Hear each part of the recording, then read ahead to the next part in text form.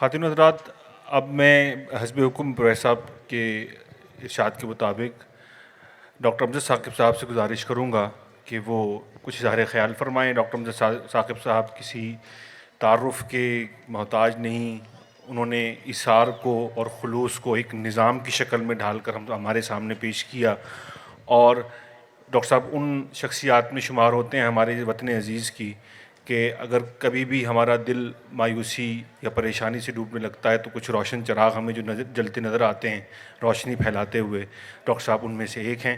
میں ڈاکٹر صاحب سے گزارش کروں گا کہ وہ اظہار خیال فرمائیں۔ بسم اللہ الرحمن الرحیم۔ انتہائی قابل احترام استاد محترم پروفیسر احمد رفیق اختر صاحب، معزز مہمانان گرامی، اور آج اس روحانی محفل میں شریک جتنے بھی خواتین و حضرات ہیں، سب سے پہلے تو مجھے ہدیہ عقیدت اپنے استاد کے روبرو ایک مدت ہوئی زانوئے تلمبز تہ کیے اور قلب و جاں کو روشنی ملتی ہے ان کی تحریروں سے، گفتگو سے اور ان کی محفل میں بیٹھنے سے۔ وہ جو اقبال نے کہا کہ ایک ولولہ تازہ دیا میں نے دلوں کو، لاہور سے تا خاک بخارا و سمرقند، تو پروفیسر صاحب نے اپنی دلگداز گفتگو، بلند نگاہی اور گہری فہم و فراست جو خدا ہی کا عطیہ ہے، اس کی بدولت بہت سے گم کردہ راہوں کو راستہ دکھایا۔ اللہ کا راستہ، وہ راستہ جو اصل فلاح کا راستہ ہے۔ تو جب بھی ان کو سنتے ہیں ایک عجیب طرح کی کیفیت کا احساس ہوتا ہے۔ خود بھی وہ شاعری پسند کرتے ہیں تو مجھے بھی شاعری پسند ہے۔ اگر وہ اجازت دیں تو میں یہ کہوں گا کہ مرحلہ طے نہ ہوا تیری شناسائی کا، جب بھی دیکھا ہے تجھے عالم نو دیکھا ہے۔ تو ان کو دیکھ کے ہمیشہ ایک نئی خوشی کا احساس ہوتا ہے۔ میں صرف 2، 3 یا 4 زیادہ سے زیادہ منٹ لوں گا۔ پروفیسر صاحب ایک مدت سے صدقات بینک کی بات کر رہے ہیں، اور واقعتاً قرآن پاک میں یہ صرف ایک آیت ہے جس میں سود اور صدقات کو جوڑا گیا۔ یعنی اللہ تعالیٰ نے فرمایا کہ میں سود کو گھٹاتا ہوں اور صدقات کو بڑھاتا ہوں۔ تو میں نے بھی کئی دفعہ یہ سوچا، پروفیسر صاحب کی جو اس طرف نشاندہی ہوتی تھی کہ یہ 2 چیزوں کو باہم ان کا اشتراک کیوں ہے؟ 20ویں جگہ سود کی ممانت ہے، 20ویں جگہ صدقات کی دینے کی تلقین ہے۔ تو جو جوڑنے کا میرے نزدیک یہ ناقص رائے کے مطابق یہی ہے کہ صدقات دیں گے تو سود خود بخود ختم ہو جائے گا۔ تو یہی پروفیسر صاحب کا وہ عظیم الشان تصور ہے کہ صدقات بینک۔ تو الحمدللہ قوت نے انہی کی ہدایت اور انہی کی محبت اور عنایات کی سائے تلے بڑھتے ہوئے چند ہزار سے قرض حسن کا یہ کام جو صدقہ ہی تھے شروع کیا، اور آج الحمدللہ یہ دنیا میں قرض حسن کا سب سے بڑا پروگرام ہے، جس کے ذریعے سے 200 ارب روپے کی رقم 55 لاکھ گھرانوں کو دی گئی ہے، اور یہ 55 لاکھ گھرانے تقریباً 3 کروڑ افراد بنتے ہیں۔ اور آپ دیکھیں کہ جب سود نہیں ہے اور جب صدقہ ہے اور جب خدا کی رضا کا حصول پیش نظر ہے تو پھر کامیابی آپ کے قدم چومتی ہے۔ جو لوگ کہتے ہیں نا مایوسی، تو آج تمام تر گفتگو پروفیسر صاحب کی مسلم نشاط ثانیہ اور امید کی طرف تھی۔ تو یہ اس کی ہلکی سی جھلک ہے کہ 55 لاکھ گھرانے، 200 ارب کی رقم اور واپسی کی شرح 99.9%۔ کوئی اس میں پٹواری نہیں ہے، تحصیلدار نہیں ہے، کوئی حکومت کا کوڑا تازیانہ نہیں ہے، کوئی سپاہی نہیں ہے۔ مسجد میں بیٹھ کے ہم یہ پیسے دیتے ہیں اللہ کی راہ کی، اللہ کی رضا کی حصول کے لیے۔ تو اب جیسے پروفیسر صاحب تو ایک اذان دینے والے شخص ہیں، انہوں نے اذان دی ہے۔ اذان، مؤذن کا کام اذان دینا ہے۔ جو لوگ جن کو توفیق ملتی ہے وہ نماز پڑھنے کے لیے جوک در جوک چلے آتے ہیں۔ تو ایک کال آف ایکشن بنتی ہے آج، اور وہ کال آف ایکشن یہ ہے کہ آج کے اس لیکچر میں ہزاروں لوگ موجود تھے، صبح بھی ابھی بھی، اور کچھ سوشل میڈیا پہ سن رہے ہیں، کچھ نہیں بلکہ ہزاروں سن رہے ہیں. اگر پروفیسر صاحب کی اجازت سے میں اس بات کہنے کی جرت کروں کہ ان ہزاروں لاکھوں لوگوں میں سے صرف 10,000 اپنا صدقات بینک بنا لیں. ان کا جو کام ہے وہ اہل سیاست جانے، میرا پیغام محبت ہے جہاں تک پہنچے. کیوں ان کا گیلا کریں؟ ہم اپنی ہمت سے ایک چراغ روشن کر دیں. یہ 10,000 لوگ اگر 1 لاکھ روپے کا صدقات فنڈ بنا دیں اپنا، اور اپنے گلی محلے میں 2 3 4 لوگوں کو ڈھونڈیں اور انہیں کہیں جاؤ جا کے کام کرو، ریڈی لگاؤ، موٹر سائیکل پنکچر لگاؤ، سبزی بیچو، گھر میں بیٹھو کام کرو، یہ لو قرض حسن.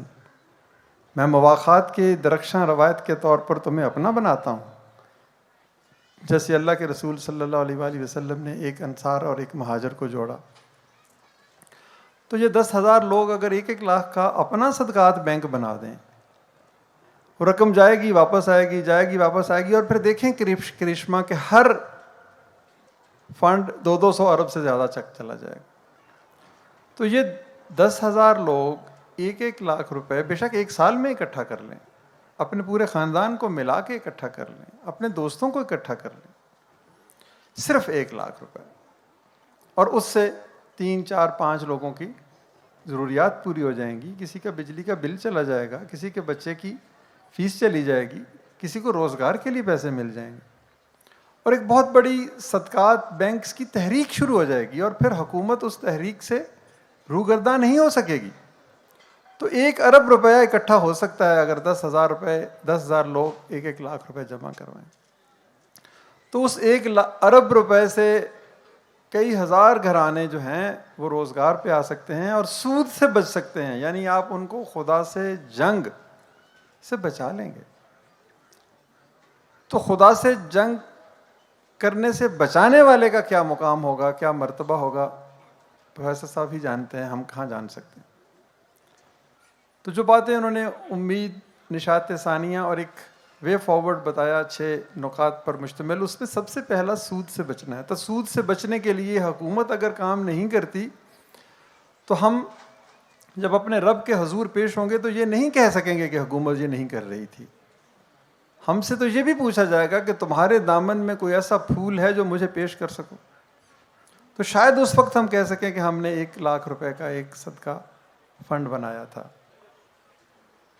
تو میں اسی پہ اکتفا کروں گا کہ اگر ہم جیسے معمولی لوگ 10,000 سے شروع کر کے 200 ارب تک پہنچ سکتے ہیں، پاکستان کے چاروں صوبوں میں، شمالی علاقہ جات میں، قبائلی علاقہ جات میں، آزاد کشمیر میں، جتنی دیر میں نے آپ سے 5 منٹ گفتگو کی ہے، ہر 1 منٹ کے بعد ہم ایک گھر کے دروازے پہ دستک دے کے کہتے ہیں کہ خدا سے جنگ نہ کرو، یہ لو 10,000 50,000 1 لاکھ روپے، جاؤ جا کے کاروبار کرو.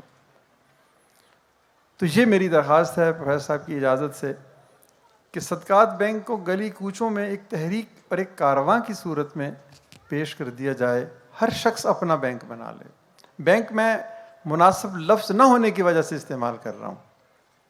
آپ اسے صدقات فنڈ بھی کہہ سکتے ہیں، آپ کچھ بھی نام دے سکتے ہیں، لیکن 1 لاکھ روپے کی رقم جب یہ ہماری قومی معیشت کی رگوں میں خون بن کر گردش کرے گی تو سود کے اثرات کم ہونا شروع ہو جائیں گے.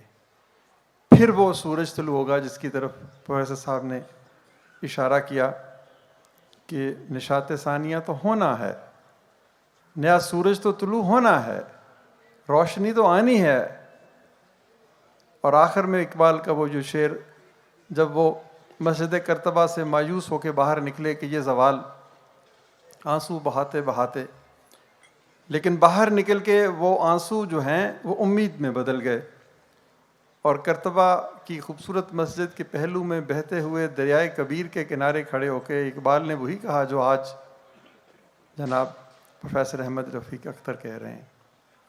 یعنی ایک طرف زوال دیکھا اقبال نے، لیکن پھر امید اور یقین اور اس دریا کی لہروں کو جنہوں نے 700 سال ہسپانیہ میں مسلم عظمت کے آثار دیکھے تھے، مخاطب ہو کے کہا کہ آب روان کبیر تیرے کنارے کوئی، اے دریائے کبیر کی بہتی ہوئی موجوں تمہارے کنارے کھڑا ہوا کوئی شخص. آب روان کبیر تیرے کنارے کوئی دیکھ رہا ہے کسی اور زمانے کا خواب. تو یہ خواب 1933 میں اقبال نے ہسپانیہ میں دیکھا.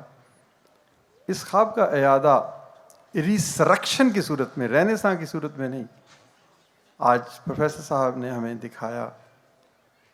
تو ہمیں ان سے محبت کا تقاضا پورا کرنا ہے تو صرف یہ خواب دیکھ کر خوش ہو کے گھر نہیں جانا، اس کی تعبیر کے لیے قدم اٹھانا ہے.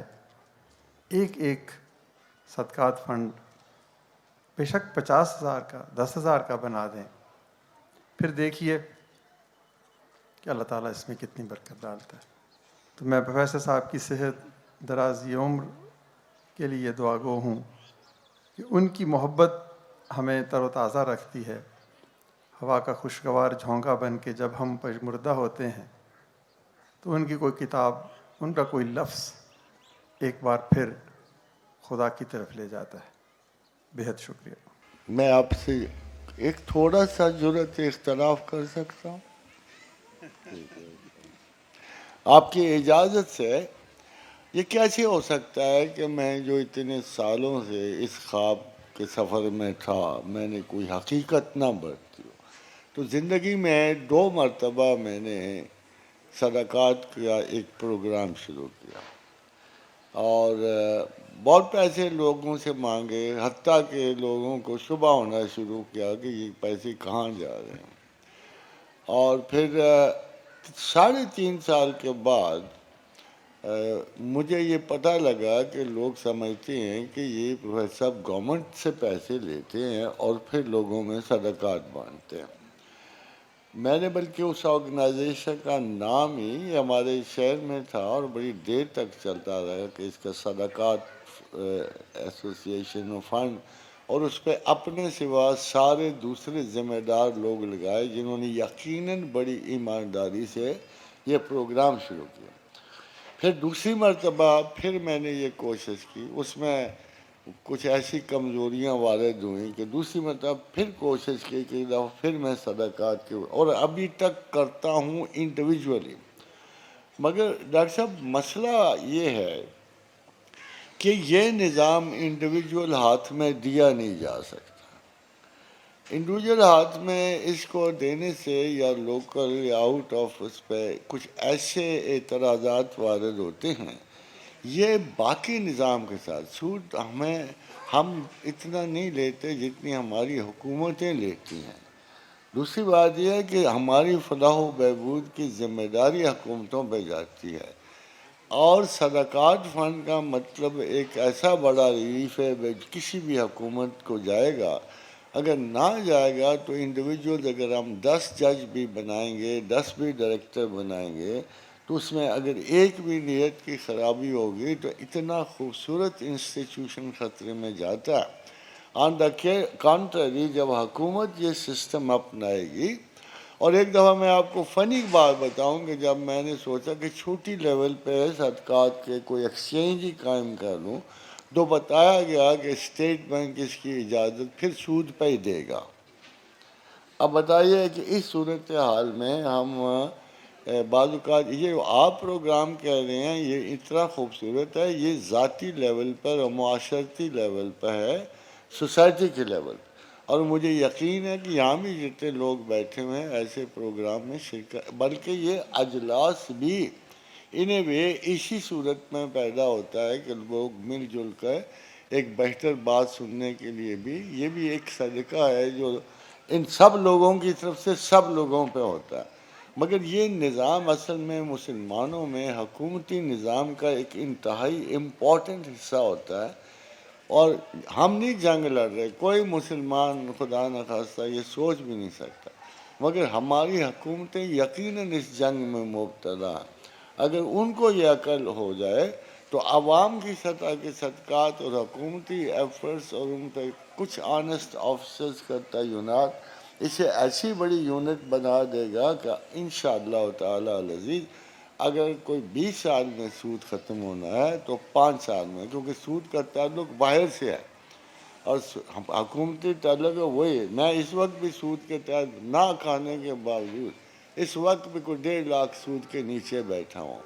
یہ میرا قصور نہیں ہے, یہ میری حکومت کا ذمہ ہے, اور وہی ذمہ دار ہیں. جب تک وہ اگر یہی کر دیں کہ صدقات کے نظام کی کوئی آفیشیل نشاندہی کر دیں, آفیشیل آڈٹ مقرر کر, میں اپنا آڈیٹر نہیں ہو سکتا. میرے ایک ایک پیسہ جو خدا کی رستے میں جائے گا اس کا آڈٹ ہونا چاہیے باقاعدہ, ایسے جیسے کہ سخت ترین آڈیٹری سسٹم میں ہوتا, تاکہ خلق خدا کا دیا ہوا پیسہ, وہ آپ نے بڑا مشہور سے کہ پل بنا, چاہ بنا, مسجد و تاداب بنا. صدقات کے تحت میں نے گجر خان میں ابتدا میں 55 ویلز لگائے اور 132 گلیاں درست کی, مگر وہ ساری کے ساری صرف اس وجہ سے ختم ہو گیا پروگرام کہ اس میں انفلو نہیں تھا, ایک رضاکارانہ انفلو نہیں تھا. وہ تو میں اکیلا بندہ تھا, اس سے مانگ, اس سے مانگ, اس دوست سے درخواست کر, اس سے کر, اس امیر سے چھین, اس امیر سے. تو یہ اس سلسلے میں ایک انڈیویجول لیول پہ شروع کیا ہوا ہے یہ سسٹم بالآخر. بلکہ even in England the state bank complaint, اور ان کے لوگوں نے مجھے کہا کہ ہمارے سارے چیریٹی پروگرام سوکھ گئے ہیں. مجھے امید ہے کہ جب گورنمنٹ کے نظام میں صدقات جائے گا تو اس کے بعد ٹیکسز میں ڈائریکٹ کمی آئے گی, کیونکہ انسینٹو دینے کے لیے گورنمنٹ یہ ایشو دے سکتی ہے کہ جو ہمیں صدقات دے گی اس کے ٹیکسز میں ہم اس کو رعایت دیں گے, جو کمیونٹی کا خیال رکھے گا ہم اس کو ریٹرن دیں گے, کمپلیمنٹ دیں گے. اور میں نے کئی مرتبہ یہ کوشش کی ہے انڈیویجول سطح پہ, مگر وہ نہیں چل سکے, جس سے میرے ذہن میں یہ خیال آیا کہ یہ صدقات. ہاں, بلکہ میں یہ درخواست کر سکتا ہوں خواتین و حضرات کہ مجھے پورا یقین ہے کہ یہ انڈیویجول دوبارہ نہیں ملے گا ہمیں, امجد ثاقب دوبارہ نہیں ملے گا. اس لیے اگر صدقات بھی آپ ایڈ کر دیں ان کی آرگنائزیشن میں, تو میں نے ان سے یہ بھی درخواست کی ہوا ہے کہ اگلا سب سے بڑا کام ہے کہ مقروض لوگوں کی زندگی جو تباہ ہو چکی ہے اس میں اگر آپ صدقات دو, سب دو, خدا واسطے دو, یہ جمع کریں, یہ امانت دار ہیں, تو امید ہے کہ بہت سارے لوگوں کے قرضے ویسے نکل جائیں گے جس سسٹم میں یہ جا رہے ہیں. تو یہ ایک درخواست تھی, یہ میری عرض داشت اگر آپ قبول فرمائیں تو انشاءاللہ ہم مل کے یہ ضرور جد و جہد کریں گے کہ ممکنہ حد تک اوپر والے اور نیچے والا سسٹم ایک جان ہو جائیں, اور یہ اتنی بڑی گریسفل ایفرٹ ہوگی مسلمانوں کے لیے, اور آپ سب اس میں شریک ہوں گے.